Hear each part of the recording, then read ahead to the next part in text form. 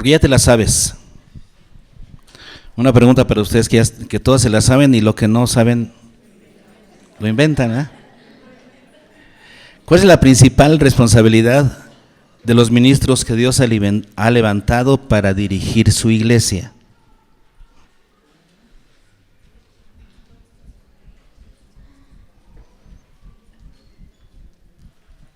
¿Se la saben?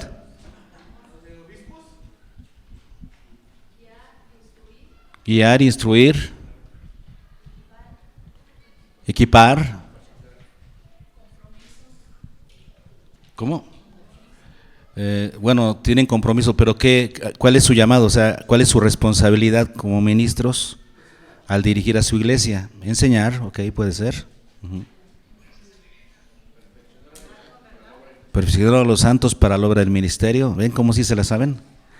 Ahora, ¿y cuáles son los resultados de su trabajo que tú deberías ver en tu vida si es que eres una buena oveja? ¿Cuáles son las cosas que deberías de ver en tu vida como resultado del trabajo del siervo o los siervos que Dios puso al frente de la iglesia para equiparte? ¿Qué deberías de ver en ti? ¿Lo sabes? Madurez. Sí, pero eso es algo muy general, ¿no? A ver, ¿qué? Crecimiento, compartir la palabra, servicio, bueno, es lo que vamos a estar platicando el día de hoy, ¿sí? Vamos a platicarlo. Y para eso vamos a abrir nuestras Biblias en Efesios capítulo 4.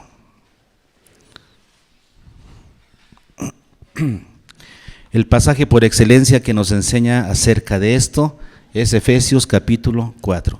Ahora, curiosamente, el apóstol Pablo comienza el capítulo 4 hablando acerca de la unidad dentro de la iglesia.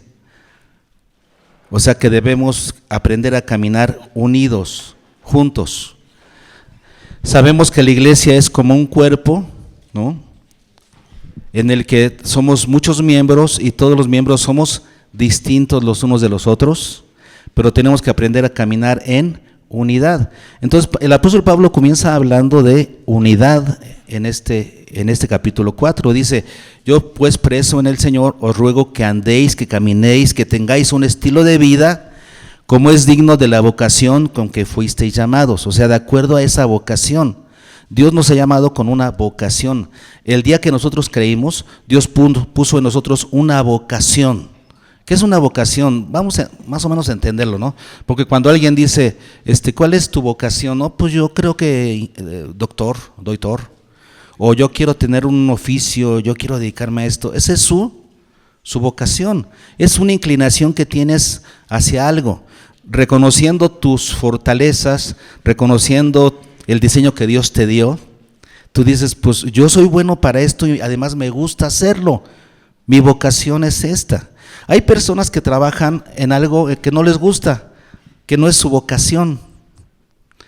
Tienes que reconocer cuál es tu vocación y entonces en base a eso elegir los trabajos o a lo que te vas a dedicar. Pues bien, Dios puso en nosotros una vocación el día que creímos. Y tiene que ver con la unidad, aprender a colaborar de acuerdo a nuestras habilidades, en unidad con nuestros hermanos. Y por eso dice Pablo que nos ruega que andemos, que tengamos un estilo de vida de acuerdo a la vocación con la que fuimos llamados. Y luego nos habla de 3 cosas que necesitamos para la unidad. Para la unidad, ¿qué se requiere? Humildad. ¿Qué más? Mansedumbre y soportarnos con paciencia.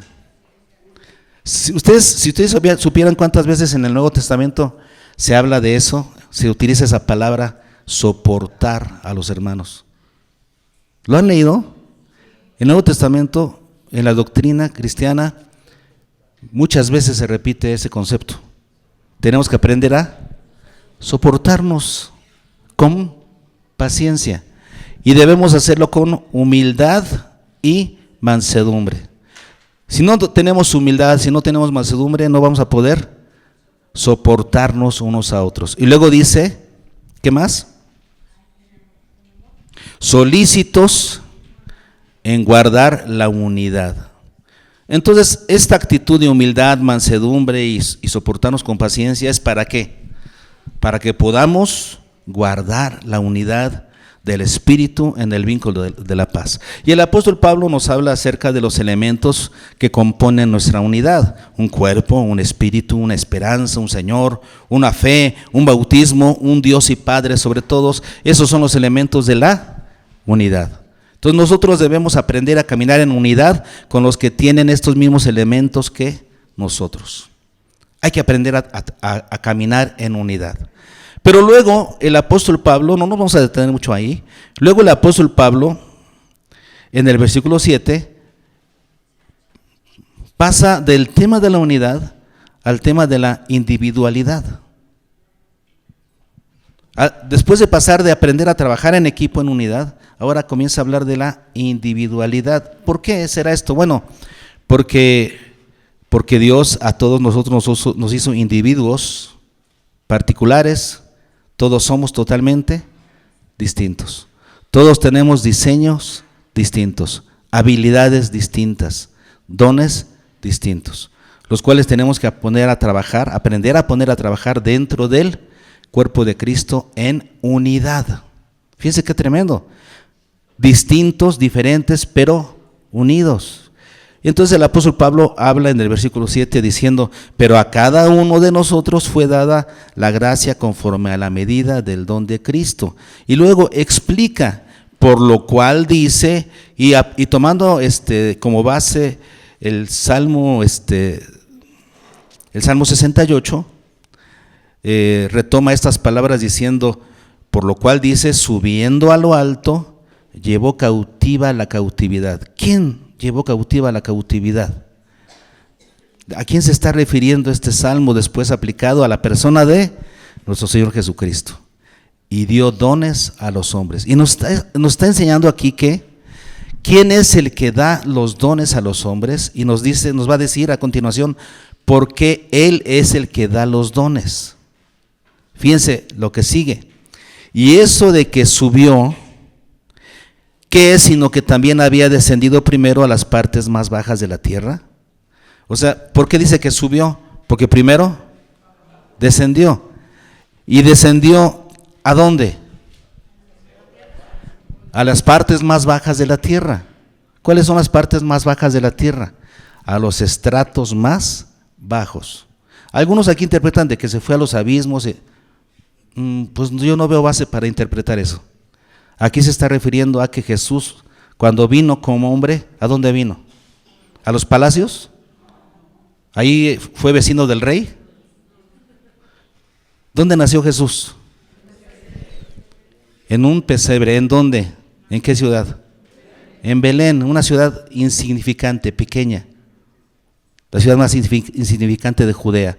Y luego, cuando regresó de Egipto, ¿a dónde fue a radicar? Sí, a Galilea, pero a Nazaret.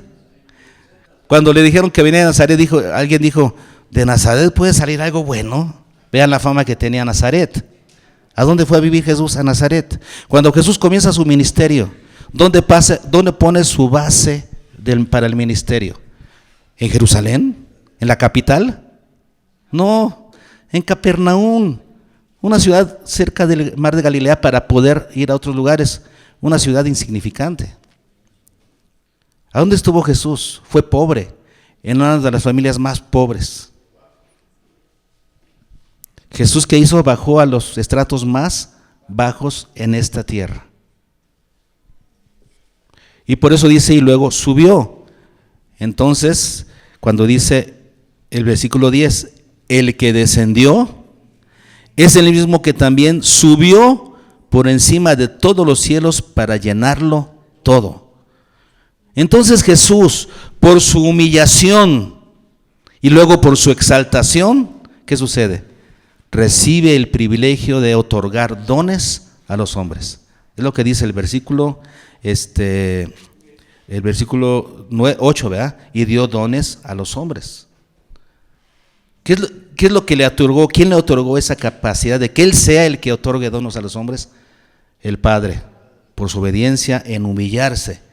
Entonces después fue exaltado. Y ahora Él es el que reparte los dones ¿a quién? A los hombres y de una manera muy específica a la iglesia. En Efesios capítulo 2, en Filipenses capítulo 2, tenemos el pasaje que nos habla de la humillación y la exaltación de Cristo. En el versículo 7, 2:7 dice, sino que se despojó a sí mismo. Esa es humillación. Tomando forma de siervo, hecho semejante a los hombres. Ahí está. Él bajó a las partes más bajas al estrato más bajo de esta tierra. Y estando en la condición de hombre, se humilló a sí mismo, haciéndose obediente hasta la muerte y muerte de cruz. Bajó hasta las partes más bajas de la tierra. ¿Ya lo entendieron? Luego, ¿qué dice? Por lo cual Dios también lo exaltó hasta lo sumo y le dio un nombre que es sobre todo nombre, para que en el nombre de Jesús se doble toda rodilla de los que están en los cielos y en la tierra y debajo de la tierra, y toda lengua confiese que Jesucristo es el Señor, para gloria de Dios Padre. Él es el Señor. Él es el Señor de la iglesia y Él reparte los dones. Entonces lo que estamos viendo es, en primer lugar, nosotros somos personas individuales con dones especiales que Dios nos ha dado y dones individuales. Todos somos distintos, pero tenemos que aprender a poner esta individualidad al servicio de Dios dentro de el cuerpo de Cristo. Aprender a caminar en unidad con nuestros hermanos para servir al Señor. Ahora el Señor reparte esos dones para que podamos servirle dentro del cuerpo de Cristo. ¿Y por qué el Señor tuvo esa facultad de repartir los dones? Por su humillación y su subsecuente exaltación. Porque Él se humilló y fue exaltado, a Él se le dio esa capacidad de dar estos dones. Todo tipo de dones, desde la salvación hasta los demás que pertenecen al servicio dentro de la iglesia. Todo eso, ¿quién tiene la facultad de darlo? Nuestro Señor Jesucristo. Ok, ¿hasta aquí vamos bien? Ahora, el versículo 11 nos va a hablar de una clase especial de dones que nuestro Señor Jesucristo da a la iglesia. ¿Qué dice el versículo 11? Y Él mismo. ¿De quién estamos hablando? ¿De quién? De Jesús. Él mismo, nuestro Señor Jesucristo, porque Él recibió esa capacidad de dar dones, de repartir dones como Él quiere, de hacerlo para bendición de su iglesia. O sea, Él dice, tú vas acá, tú allá. Y Él da este tipo de dones especiales a la iglesia. Vean de qué se trata el versículo 11. Y Él mismo constituyó. Esta palabra constituyó es la palabra didomi, porque en español pareciera que es Él nombró. Pero la palabra didomi se refiere a dar, como dar un regalo. Eso quiere decir, el Señor, nuestro Señor Jesucristo, da como regalo ¿a quién? A la iglesia. ¿Saben lo que somos los ministros que Dios nos llama para ser líderes de una iglesia? ¿Saben lo que somos? Un regalo para la iglesia. Dios dio a estos personajes como un regalo. Es lo que dice la Escritura. Y Él mismo dio a unos, y aquí menciona 5 tipos de tareas que tienen los líderes, que Dios levanta, que Dios llama para dirigir a su iglesia. Todos aquellos que somos pastores, apóstoles, predicadores, evangelistas, que dirigimos una iglesia local, lo hacemos por un llamado de Dios, y Dios nos pone como regalos para la iglesia. Y tenemos aquí los 5 ministerios, le llaman algunos, otros le llaman tareas, otros le llaman profesiones. A mí me gusta llamarles profesiones, porque cuando Dios te llama a servirle, te da una de estas 5 profesiones. Me estoy refiriendo a los que somos llamados para dirigir la iglesia. Estos son los 5 llamados de aquellos que son líderes, dirigentes de una iglesia local. Y esto se recibe por llamado de Dios, específicamente de nuestro Señor Jesucristo. Él nos llama a servirle. Entonces yo cuando estaba, antes de recibir el llamado del Señor, yo estaba estudiando para ser licenciado en sistemas y trabajaba en una empresa americana Babcock, ¿cómo? Babcock y Wilcock, Babcock y Wilcock, que hacía ¿cómo se llama? Chimeneas industriales. Y estaba trabajando yo en el área de cómputo.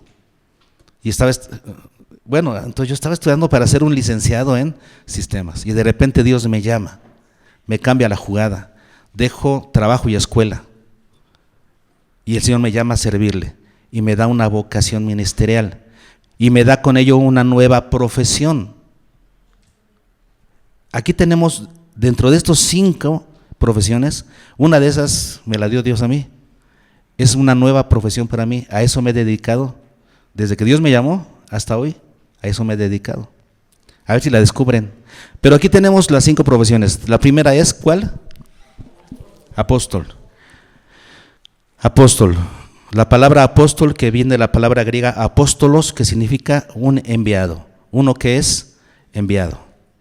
Entonces, cuando Jesús estaba con sus discípulos, ya casi al final de su tiempo con ellos, en el capítulo 20, les dice: como el Padre me envió a mí, así yo ahora los envío a ustedes. Entonces eso quiere decir que los apóstoles son enviados. Jesucristo fue el primer enviado por el Padre. Luego el Padre dice: como el Padre me envió a mí, ahora yo los envío a ustedes, a los 12. ¿Ok? Ellos son, diríamos que son los apóstoles por naturaleza, estrictamente los apóstoles de Cristo. Después de ellos ya no hay más. Ellos fueron autorizados para ser testigos de la resurrección de Cristo. Pero, en el sentido general, esa palabra se puede aplicar a cualquier otro que es enviado para predicar el evangelio fuera de su cultura. Podríamos decir que entonces los apóstoles son los nuevos misioneros de hoy en día, a los que les llamamos misioneros. Son aquellos que levantan iglesias donde no hay. No van a donde hay. Ese no es un misionero. Un misionero es aquel que va donde no hay, fuera de su cultura, para abrir iglesias. Son enviados. Eso es un apóstol, ¿ok? Y Dios está llamando hoy en día personas que tienen esa vocación de salir, de irse a abrir obra donde no hay. Hoy voy a ir a predicar con uno de esos porque me invitó un hermano que está trabajando aquí en Calera y tiene otra obra en Fresnillo y tiene otra, y está abriendo una en Plateros. Y me invitó a compartir. Hoy voy en la tarde a las 6 con él.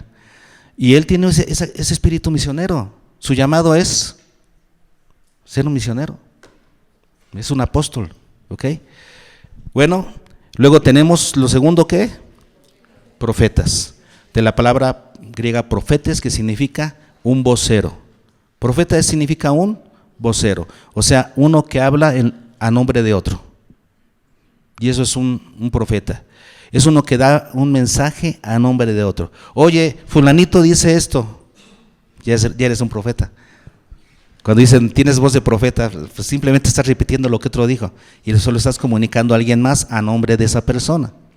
Un profeta de Dios está hablando a nombre de Dios. Ahora, estrictamente esta palabra se cumple ¿en quiénes? Bueno, en aquellos que escucharon la palabra de Dios en el Antiguo Testamento. ¿Nuestro Señor Jesucristo fue un profeta? Sí, porque Él dijo: todo lo que el Padre me dijo, yo se los doy. Yo no hablo palabras por mi cuenta. Lo que oí del Padre, eso es lo que yo les digo. Estrictamente Jesús también fue un profeta. Ahora, los apóstoles escucharon lo que Jesús les enseñó de parte del Padre y ellos ahora lo comunicaron a nombre de Cristo. Fueron profetas. ¿Y nosotros qué hacemos hoy? Lo que ellos escucharon, nos lo testificaron y lo tenemos aquí por escrito. Si nosotros compartimos este mensaje de parte de Dios que escucharon los apóstoles y nos lo dejaron por escrito, si nosotros lo hablamos, ¿qué estamos haciendo? Profecías, somos profetas. Pero ¿cuál es la diferencia? Todos podemos ser profetas, cuando hablamos a nombre de Dios, cuando compartimos el mensaje de la palabra, estamos siendo profetas, estamos predicando. Pero aquí, ¿a qué se refiere con profetas? Aquellos que se dedican a ello como la profesión de su vida. Por un llamado de Dios, ahora se dedican a eso. Dios los usa en ese aspecto, ¿ok? Luego tenemos, ¿quién más? Evangelistas. La palabra evangelistas, que significa, que viene del griego evangelistes, cuya raíz viene de angelión, o sea, un mensajero. ¿Qué es un evangelista? Un mensajero de buenas noticias. Es un mensajero de buenas noticias. Eso quiere decir alguien que presenta el evangelio. Es alguien que es llamado para evangelizar donde quiera. O sea, un evangelista quiere hablar del evangelio en la cola de las tortillas y en el hospital y donde quiera está hablando. Se sube al camión y tiene ese deseo de compartir el evangelio en el camión. Bueno, es un evangelista. ¿Ustedes pueden ser evangelistas? ¿Tenemos dentro de la iglesia evangelistas? Sí. Ahora, ¿cuál es la diferencia solamente aquí? Que Dios puede llamar a uno de estos para que sea un líder principal de una iglesia. Eso quiere decir, vean lo que estamos viendo, el líder principal de una iglesia puede ser apóstol, puede ser profeta, puede ser evangelista, ¿sí? O sea, son diferentes ministerios. El hermano con el que voy a predicar hoy se llama Arturo, es el líder principal de su iglesia, de las iglesias que está levantando, pero él es por vocación ministerial, él es un apóstol, ¿ok? Pero es el líder principal. Todo el mundo le va a llamar pastor, porque así se le ha puesto como título al que está al frente de una iglesia, pastor. Pero su principal vocación ministerial es ser un apóstol. ¿Estamos entendiendo? Número 4. Aunque algunos estudiosos y eruditos bíblicos dicen que como están separados por una Y, pastores y maestros, se refiere a una sola tarea en dos, o sea, una sola persona que utiliza esas dos tareas. Tiene mucho sentido porque siempre que se utiliza kai, esa conjunción griega, une esos dos conceptos. Entonces, cuando se dice aquí pastores y maestros, no había aparecido la Y en las demás separaciones. Entonces, ¿qué quiere decir? Que estas dos van juntas. Es buena interpretación. Ya sea que vayan por separado o juntos, son ministros que Dios ha levantado. El pastor, ¿a qué se refiere? Es la palabra poimen, que significa uno que cuida al rebaño.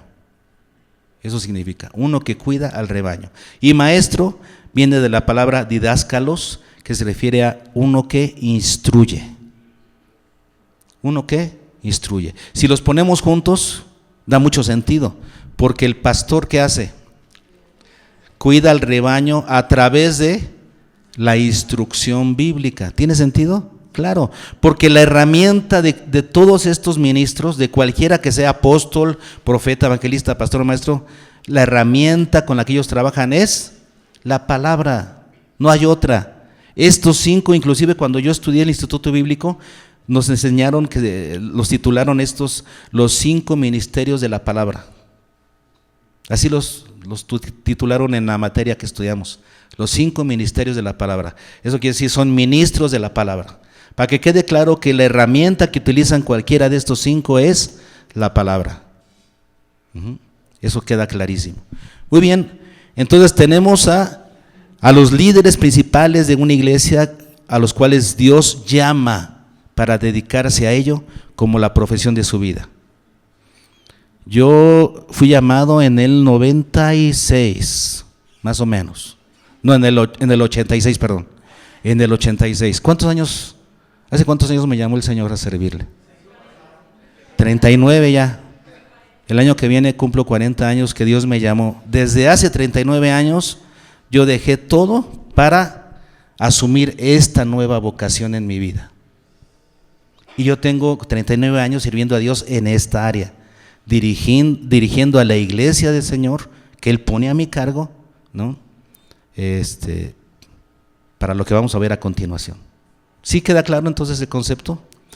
¿Y qué son estos? Según lo vimos al principio del versículo 11, Él mismo dio, son regalos de Dios para la iglesia. Dios dirige la visión de una iglesia local a través de este tipo de personas. Y los directores o líderes de una iglesia local puede tener cualquiera de los 5 ministerios que están aquí, o profesiones. ¿Está bien? Por ejemplo, ¿qué soy yo? Soy maestro, ¿verdad? Pastor o maestro, diríamos, más maestro que pastor. ¿Sí? ¿Y es válido? Sí, aquí está. Porque puede ser cualquiera de estos 5. Es válido. Ahora, vamos a seguir adelante. ¿Para qué? ¿Cuál es la tarea que los líderes realizamos? Versículo 12. A fin de. Aquí se va a expresar la tarea. ¿A qué nos debemos dedicar desde el momento que Dios nos llama a ser líderes de una iglesia? Que nadie quiere eso. Yo no lo quería, Cuando estábamos en el primer año de instituto, yo nada más recibí el llamado a servir a Dios y entré al instituto. No sabía ni qué onda, no sabía nada. Y una maestra nos pregunta, ¿y a qué los llamó el Señor? Y estábamos ahí todos, eran como 12 en el grupo de primero. Y decíamos, ¿y a ti qué? ¿A qué te llamó? Y todos pusimos evangelista como si fuera la materia más fácil, porque no sabíamos ni qué onda. Nadie puso pastor, nadie quiere ser pastor de una iglesia, nadie quiere ser el líder principal. Realmente así es, y con los pastores que yo he platicado, nadie lo quiere, pero uno lo recibe por llamado, y Dios te pone la pasión y punto, a trabajar en eso. No es algo que se busque. Entonces, ¿cuál es la tarea a la que somos llamados a realizar? A fin de perfeccionar a los santos. Ahí está, esa es. Si yo les pregunto en un examen, ¿verdad? ¿Cuál es la tarea principal de los líderes de una iglesia, del pastor de una iglesia? ¿Cuál es su tarea principal? Perfeccionar a los santos. Ahí está, palomita. Perfeccionar a los santos. Y la palabra perfeccionar se entiende mejor como definición de la palabra griega, se entiende mejor como equipar. Equipar a los santos. Cuando tú das estás equipando a alguien para algo, ¿qué haces? Se equipa a través de 2 maneras. Por ejemplo, si tú vas a enseñar a alguien a hacer alpinismo, ¿no? O tú vas a tomar clases de alpinismo, bueno, te van a enseñar 2 cosas. Primero, una teoría básica de lo que es el alpinismo, de qué cosas debes hacer, qué cosas no debes hacer, con qué ejercicios te debes preparar para tener la condición física para hacer alpinismo. Y después te van a dar las herramientas y te van a enseñar cómo usarlas, porque vas a llevar una mochilota con un montón de cosas atrás, que la correa, que el martillo, que aquí encajas esto para poder, cosas que uno no sabe. Entonces, ¿en qué consiste el equipamiento? En que te den con qué hacer las cosas y que te enseñen cómo usarlas. Nosotros estamos para equipar ¿a quiénes?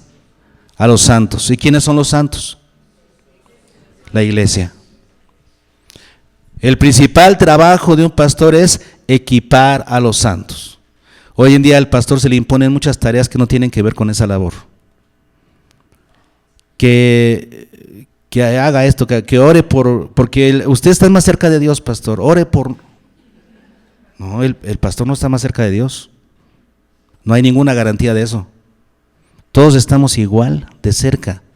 Dios escucha la oración de todos por igual. O sea, el pastor tiene una mayor unción de Dios. ¿Y quién te dijo? Todos tenemos la misma unción. La unción de Dios, la unción del santo, le llama Juan. No hay una unción mayor para nosotros. Ahora, autoridad de parte de Dios, sí. Eso sí, Dios nos concede cierta autoridad en la medida en la que nosotros nos basamos en la palabra.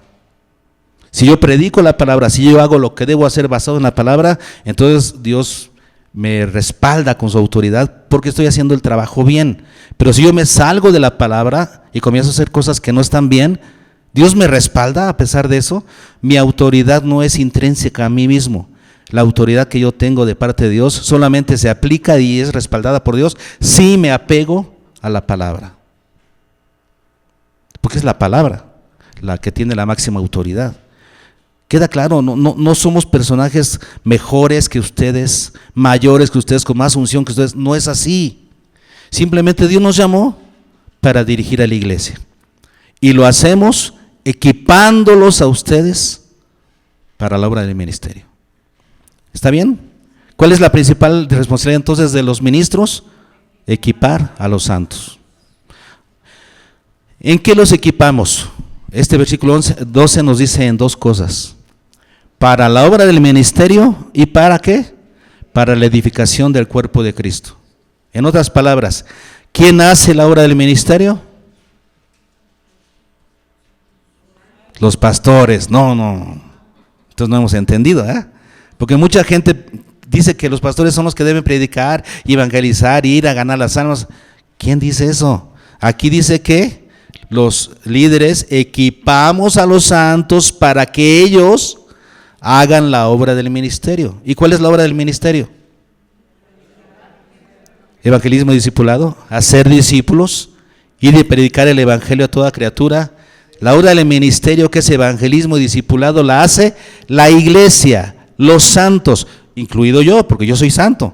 Yo también lo hago, no es que yo no, es que junto conmigo o yo junto con ustedes, la obra la hacemos todos los santos. Yo solamente los equipo para eso.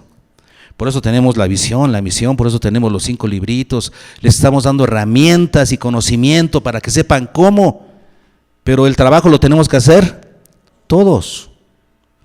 ¿Y qué más? Una segunda cosa, para la edificación del cuerpo de Cristo. ¿Quién edifica la iglesia entonces? Bueno, Jesús dijo, yo edifico la iglesia, ¿no? Pero ¿a través de quiénes? ¿De quiénes?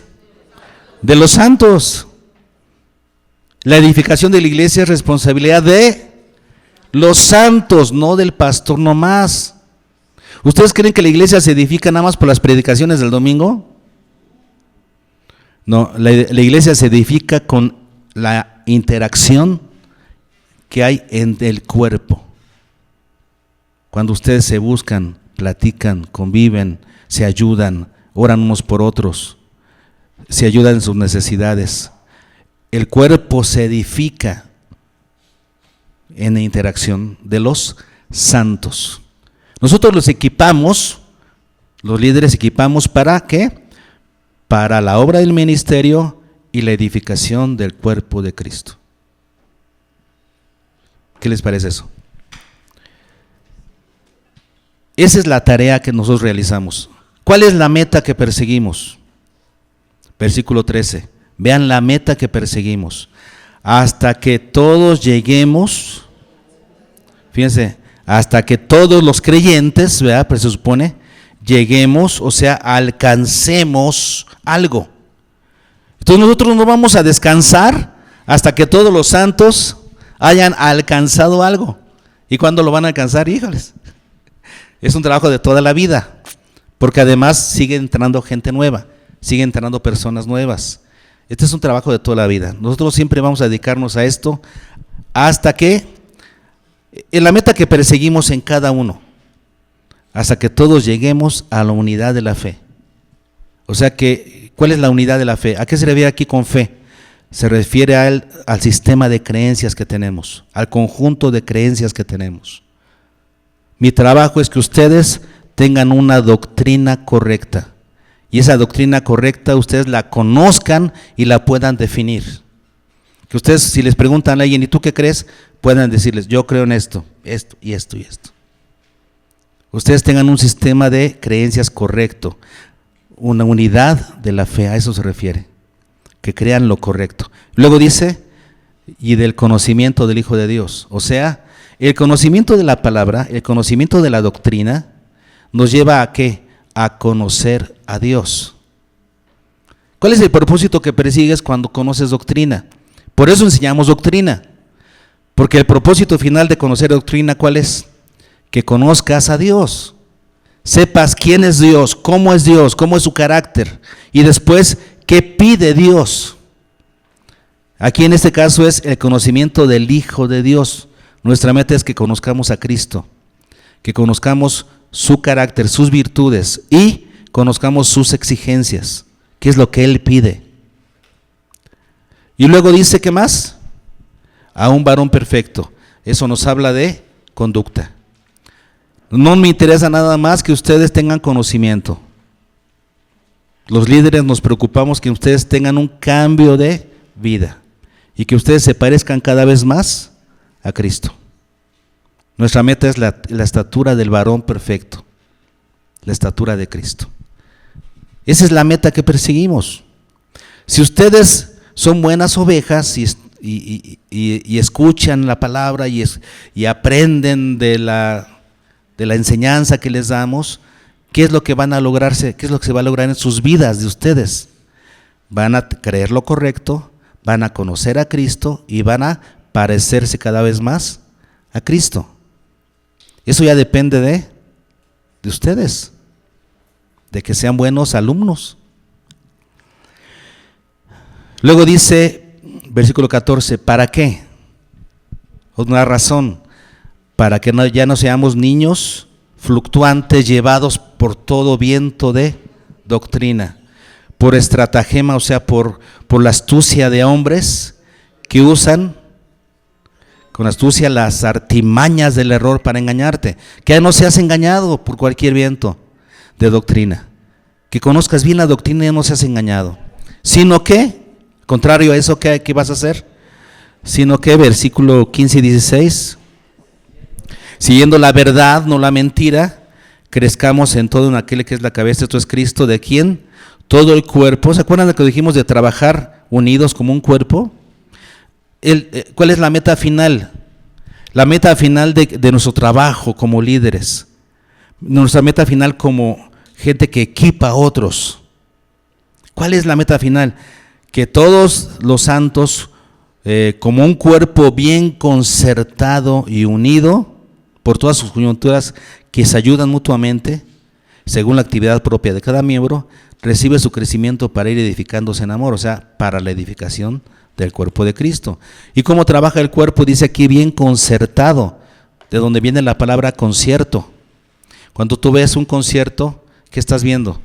Pues muchos músicos que tocan diferentes instrumentos, que tocan diferentes arreglos, pero cuando todos los tocan juntos, se oye bien. Están dirigidos por una partitura, están dirigidos por un solo director.